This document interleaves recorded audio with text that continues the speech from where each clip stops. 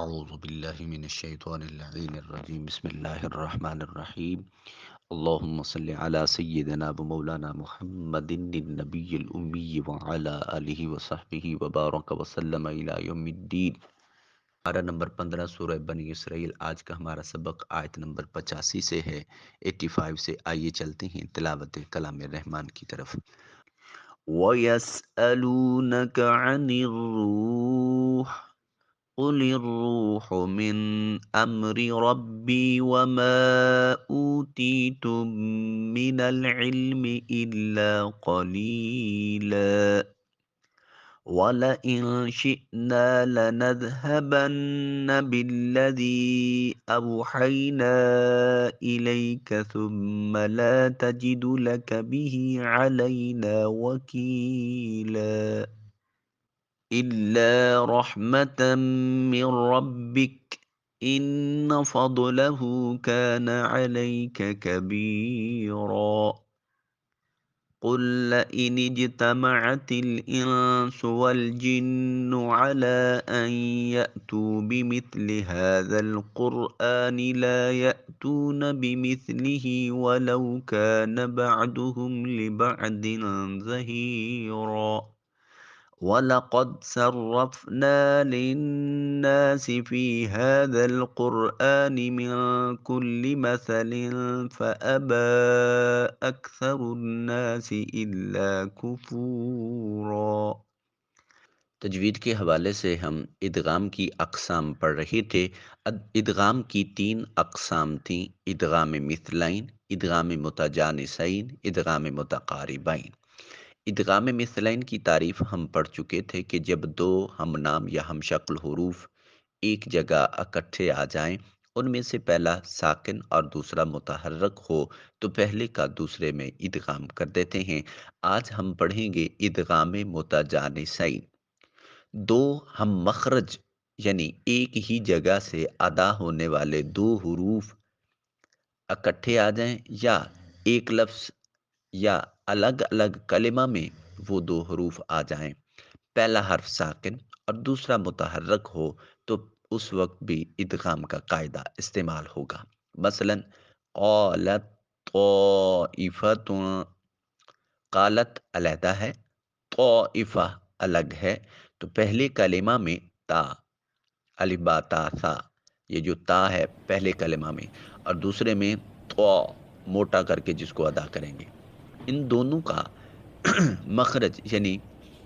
حروف کی ادائیگی کی جگہ ایک ہے۔ اب یہ دونوں الگ الگ کلمہ میں بھی ہیں، پہلا ساکن ہے دوسرا متحرک ہے، تو قالت طائفہ میں پہلی جو تا ہے اس کو ادا نہیں کریں گے، قال میں لام کو طائفہ کی طا کے ساتھ ملائیں گے اور تا کو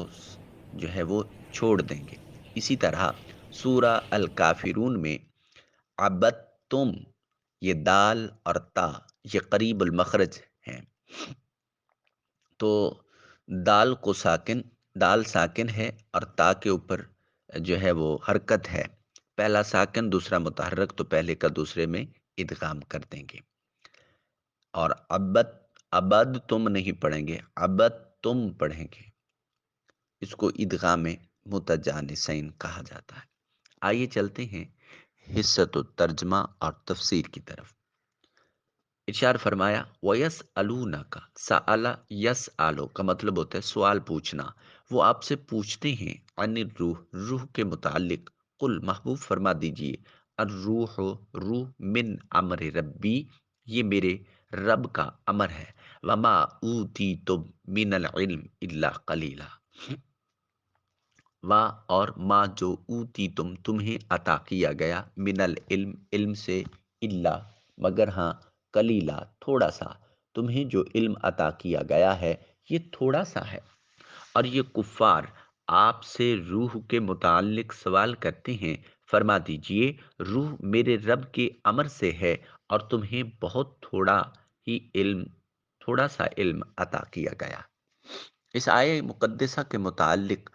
دو احادیث ملاحظہ فرمائیے۔ حضرت عبداللہ بن مسعود رضی اللہ تعالی عنہ فرماتے ہیں، میں مدینہ منورہ کے غیر آباد حصے میں نبی مکرم صلی اللہ علیہ وسلم کے ساتھ چل رہا تھا، اور آپ چلتے ہوئے ایک چھڑی سے ٹیک لگائے تھے۔ اسی دوران میں یہودیوں کے ایک گروہ کے پاس سے جب گزرا تو ان میں سے بعض افراد نے کہا، ان سے روح کے بارے میں دریافت کرو، اور دوسرے بعض افراد نے کہا، ان سے دریافت نہ کرو، کیونکہ ہو سکتا ہے وہ کوئی ایسی بات کہہ دیں جو تمہیں پسند نہ آئے۔ بعض افراد نے کہا، ہم ضرور پوچھیں گے۔ تو ایک شخص نے کھڑے ہو کر کہا، اے ابو القاسم، روح کیا ہے؟ حضرت عبداللہ بن مسعود رضی اللہ تعالی عنہ فرماتے ہیں، نبی مکرم صلی اللہ تعالی علیہ وآلہ وسلم خاموش ہو گئے،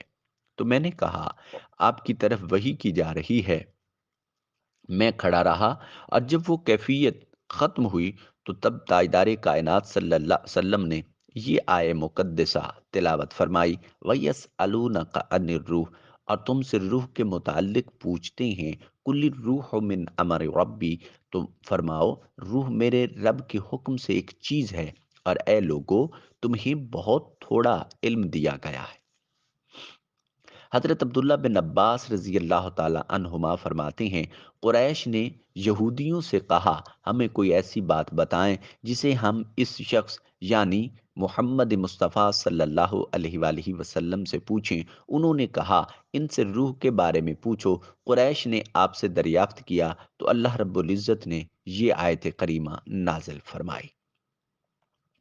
بخاری شریف کی روایت سے یہ ظاہر ہوتا ہے کہ یہ آیت مدنی ہے، اور اس وقت نازل ہوئی جب تاجدار کائنات صلی اللہ علیہ وسلم مدینہ منورہ میں یہودیوں نے روح کے بارے میں آقا کریم علیہ السلام سے سوال کیا۔ ترمذی شریف کی روایت سے یہ ظاہر ہوتا ہے کہ یہ آیت مکی ہے۔ ان دونوں احادیث میں ایک تطبیق یہ ہے، مطابقت یہ ہے کہ ممکن ہے یہ آیت دو مرتبہ نازل ہوئی ہو۔ پہلی بار مکہ مکرمہ میں جب کفار قریش نے روح کے بارے میں سوال کیا، اور دوسری بار مدینہ منورہ میں اس وقت نازل ہوئی جب یہودیوں نے روح کے بارے میں دریافت کیا۔ دوسری تطبیق یہ ہے کہ بخاری شریف کی روایت میں اس بات کی صراحت نہیں ہے کہ اسی آیت کی وحی ہوئی، بلکہ صرف نزول وحی کی کیفیت طاری ہونے کا ذکر ہے۔ اس لیے ممکن ہے کہ اس وقت یہ وحی ہوئی ہو کہ یہودیوں کے سوال کے جواب میں وہی آیت تلاوت فرما دیں جو اس سے پہلے آپ پر نازل ہو چکی ہے، اور وہ آیت وَيَسْأَلُونَكَ عَنِ الرُّوحِ یہ ہے۔ یہ تطبیق علامہ اسماعیل بن عمر رحمۃ اللہ تعالی علیہ نے اپنی تفسیر کبیر میں اسی مقام پر ذکر کیا ہے۔ اس آیہ مقدسہ میں بتا دیا گیا کہ روح کا معاملہ نہایت پوشیدہ ہے، اور اس کے بارے میں علم حقیقی سب کو حاصل نہیں، بلکہ اللہ کریم جسے عطا فرمائے وہی اسے جان سکتا ہے، جیسا کہ سرکار دو عالم نور مجسم صلی اللہ علیہ وسلم کو اس کا علم عطا کیا گیا۔ چنانچہ علامہ اسماعیل حقی رحمۃ اللہ علیہ فرماتے ہیں، ایک جماعت نے گمان کیا ہے کہ اللہ نے روح کا علم مخلوق پر مبہم کر دیا اور اسے اپنی ذات کے لیے خاص کر دیا، حتیٰ کہ انہوں نے یہاں تک کہہ دیا کہ نبی کریم رؤوف الرحیم بھی روح کے بارے میں علم نہیں رکھتے، حالانکہ اللہ تعالیٰ کے حبیب صلی اللہ علیہ وسلم کا منصب و مقام اس سے بہت عظیم ہے کہ آپ کو بھی روح کا علم نہ ہو، حالانکہ آپ صلی اللہ علیہ وسلم عالم باللہ ہیں، اور اللہ تعالیٰ نے یہ ارشاد فرما کر آپ پر احسان فرمایا کہ وَعَلَّمَكَ مَا لَمْ تَكُنْ تَعْلَمْ وَكَانَ فَضْلُ اللَّهِ عَلَيْكَ عَظِيمًا، اور آپ کو وہ سب کچھ سکھا دیا جو آپ نہ جانتے تھے، اور آپ پر اللہ کا فضل بہت بڑا ہے۔ ان لوگوں نے یہ گمان کیا کہ روح کا علم ان علوم میں سے ہے جو آپ صلی اللہ علیہ وسلم کو اللہ نے نہیں سکھائے۔ کیا انہیں اس بات کی خبر نہیں کہ اللہ نے آپ کو وہ سب کچھ سکھا دیا جو آپ نہیں جانتے تھے؟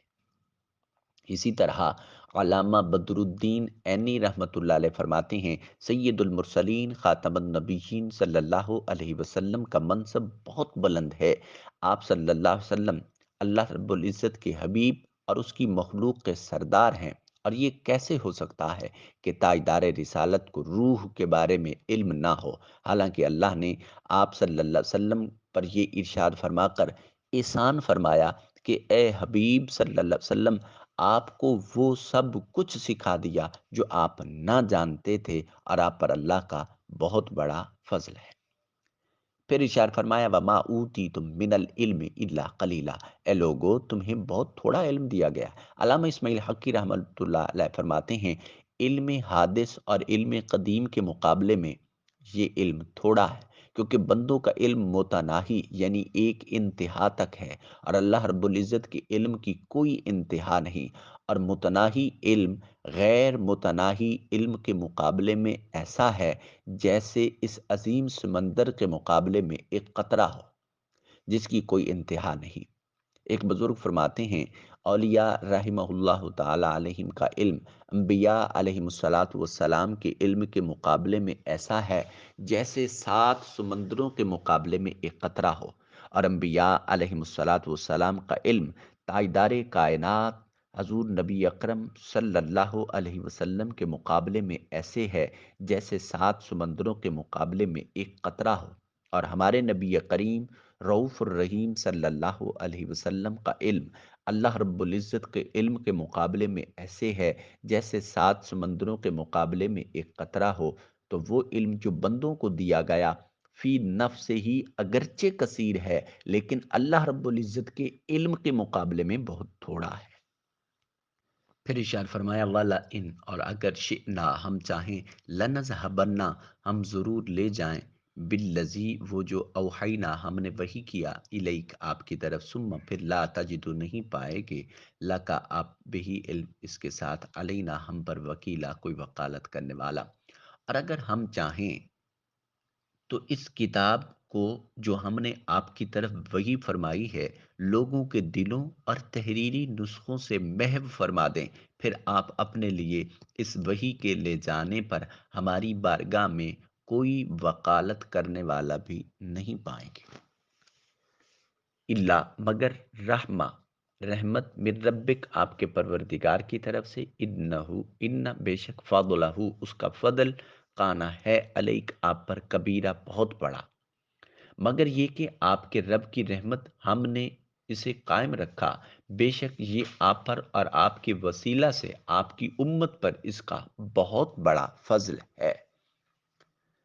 یعنی اگر ہم چاہتے تو اس قرآن کو جو کہ شفا اور مومنوں کے لیے رحمت ہے اور تمام علوم کا جامع ہے آپ کو عطا کیے گئے، اسے سینوں اور صحیفوں میں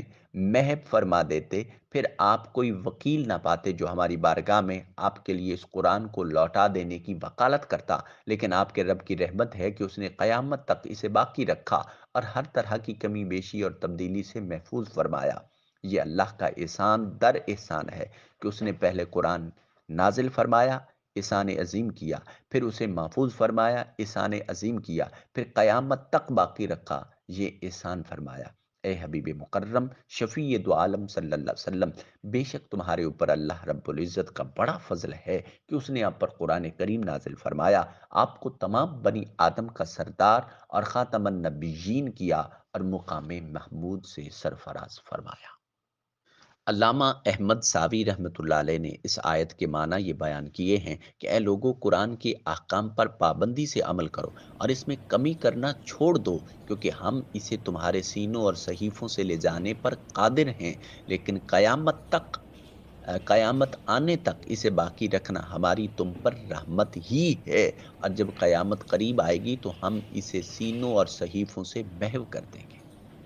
حضرت عبداللہ بن عمر رضی اللہ تعالی عنہما سے روایت ہے قیامت اس وقت تک قائم نہ ہوگی جب تک قرآن جہاں سے آیا تھا وہیں لوٹ نہ جائے۔ عرش کے گرد قرآن کی ایسی بن بناہٹ ہوگی جیسی شہد کی مکھی کی ہوتی ہے۔ اللہ رب العزت قرآن سے فرمائے گا تیرا کیا حال ہے؟ قرآن عرض کرے گا اے میرے رب،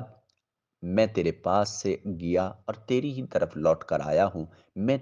میری تلاوت تو کی گئی لیکن میرے احکام پر عمل نہ کیا گیا۔ پھر حضرت عبداللہ بن مسعود فرماتے ہیں، بے شک یہ قرآن جو تمہارے سامنے موجود ہے ان قریب اٹھا لیا جائے گا۔ ایک شخص نے کہا، یہ کیسے ہو سکتا ہے؟ حالانکہ ہم نے اسے دلوں میں اور صحیفوں میں محفوظ کر رکھا ہے، ہم اپنے بچوں کو اس کی تعلیم دیتے ہیں اور ہمارے بچے اپنی اولاد کو قرآن سکھاتے ہیں۔ آپ نے فرمایا وہ ایک رات میں چلا جائے گا اور صبح کے وقت لوگ اسے نہیں پائیں گے، اور اس کی صورت یہ ہوگی کہ قرآن دلوں اور صحیفوں سے بھی محو کر دیا جائے گا۔ پھر حضرت عبداللہ بن مسعود رضی اللہ تعالیٰ عنہ نے فرمایا کہ قرآن پاک خوب پڑھو اس سے پہلے کہ قرآن پاک اٹھا لیا جائے، کیونکہ قیامت قائم نہ ہوگی جب تک کہ قرآن پاک اٹھا نہ لیا جائے۔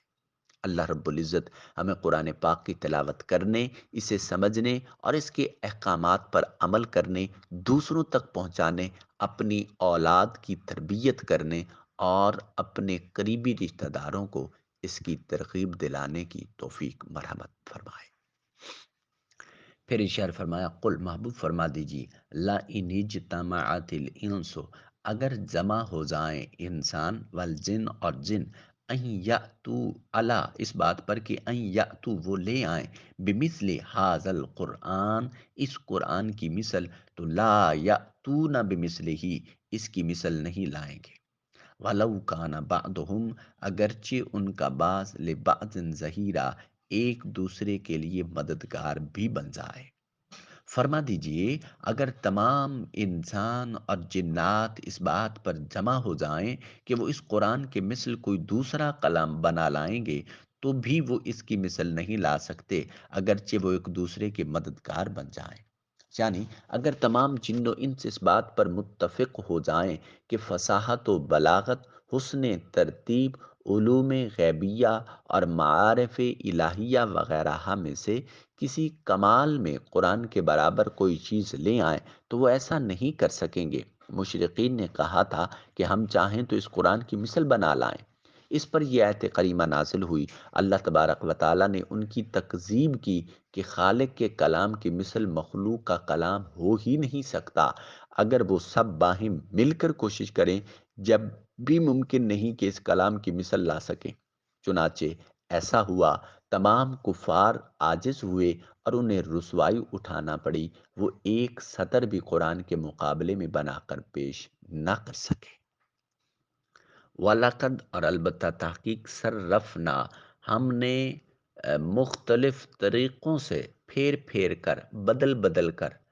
للناس لوگوں کے لیے، فی حاضل قرآن اس قرآن میں، من کل ہر ایک مثلا مثال بیان کی، فابا پس انکار کیا، ناشکری کی، اکثر الناس اکثر لوگوں کے، الا کفورا مگر وہ ناشکری کرتے ہیں۔ اور بے شک ہم نے اس قرآن میں لوگوں کے لیے ہر طرح کی مثال مختلف طریقوں سے بار بار بیان کی ہے، مگر اکثر لوگوں نے اسے قبول نہ کیا، یہ سوائے ناشکری کے اور کچھ نہیں ہے۔ علامہ محمد اسماعیل حقی رحمۃ اللہ علیہ فرماتے ہیں، اس آیے کریمہ سے 3 باتیں معلوم ہوئیں۔ نمبر 1، قرآن کریم اللہ رب العزت کی بڑی عظیم اور جلیل نعمت ہے، اس لیے ہر عالم اور حافظ پر لازم ہے کہ وہ اس نعمت کا شکر ادا کرے اور اس کی حقوق ادا کرنے پر ہمیشگی اختیار کرے۔ نمبر 2، انسان اور اس کے علاوہ کسی اور مخلوق میں یہ طاقت نہیں کہ وہ ایسا کلام پیش کر سکے جو اللہ کے کلام کی طرح جامع ہو۔ اس کی عبارت الفاظ کی عمدگی اور فصاحت انتہا کو پہنچی ہوئی ہے، اس کے اشارے باریکی اور کمال دانشمندی کی، اس کے نکات لطافت اور نظافت کی، اور اس کے حقائق حقیقت اور پاکیزگی کی انتہا کو پہنچے ہوئے ہیں۔ نمبر 3، اکثر لوگ اللہ تعالیٰ کی نعمتوں کی قدر نہیں پہچانتے اور اللہ تعالیٰ کی طرف سے کی جانے والی تنبیہات سے تنبیہ حاصل نہیں کرتے، اس لیے 1000 میں سے ایک شخص جنت میں جائے گا اور باقی جہنم میں جائیں گے، اور یہ وہ لوگ ہوں گے جنہوں نے حق بات سے اور اسے سیکھنے سے اعراض کیا۔ یہاں ایک ضمناً بات ہے اور اس کی وضاحت ضروری سمجھتا ہوں کہ قرآن مجید اللہ کی مخلوق نہیں، یہ ذہن میں رکھیے گا۔ قرآن اللہ کی مخلوق نہیں، یہ اللہ رب العزت کی صفت ہے، اور اللہ کی صفات ازلی اور غیر مخلوق ہیں۔ بلکہ امام اعظم امام ابو حنیفہ رضی اللہ تعالیٰ عنہ فرماتے ہیں، جو قرآن کریم کو مخلوق کہے یا اس کے بارے میں توقف کرے یا اس کے بارے میں شک کرے تو اس نے اللہ کے ساتھ کفر کیا ہے۔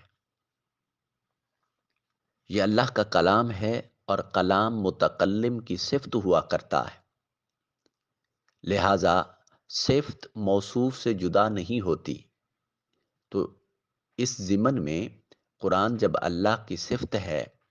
اور صفت متکلم سے جدا نہیں ہوتی تو کلام اللہ سے جدا نہیں ہے، لہٰذا اس کلام میں وہ برکت موجود ہے کہ اس کلام کے ذریعے آپ اس کلام کے متکلم کی بارگاہ میں حاضر ہو سکتے ہیں۔ لہٰذا اس ضمن میں قرآن مجید کے بارے میں ایسے تمام شکوک و شبہات ان کو قلب اور ذہن سے نکالا جائے، مکمل طور پر ایمان اور تیقن کے ساتھ اس کی تلاوت اور احکام پر عمل پیرا ہو کر اللہ رب العزت کی قربت کو یقینی بنایا جائے۔ مالک کی کائنات عمدن سہون کوئی خطا غلطی ہوئی اپنے محبوب مقدس علیہ الصلاۃ والسلام کی نالین کے توسل سے معافی نصیب فرمائے۔ اللہ کریم آپ تمام احباب کو شاد رکھے، آباد رکھے۔ آپ قرآن سے محبت کرنے والے ہیں، اللہ رب العزت آپ کو اپنی محبت سے حصہ وافر نصیب فرمائے۔ پاک پروردگار عالم ہمیشہ خوش رکھے، سلامت رکھے، آباد رہیں، شاد رہیں۔ اللہ رب العزت مصطفی انقلاب کا سویرا جلد طلوع فرمائے۔ حضور شیخ الاسلام پروفیسر ڈاکٹر محمد طاہر القادری مدظ اللہ العالی کو عمر خضری نصیب فرمائے، تا دیر امت کو ان سے استفادہ کی توفیق نصیب فرمائے۔ والسلام علیکم ورحمۃ اللہ وبرکاتہ۔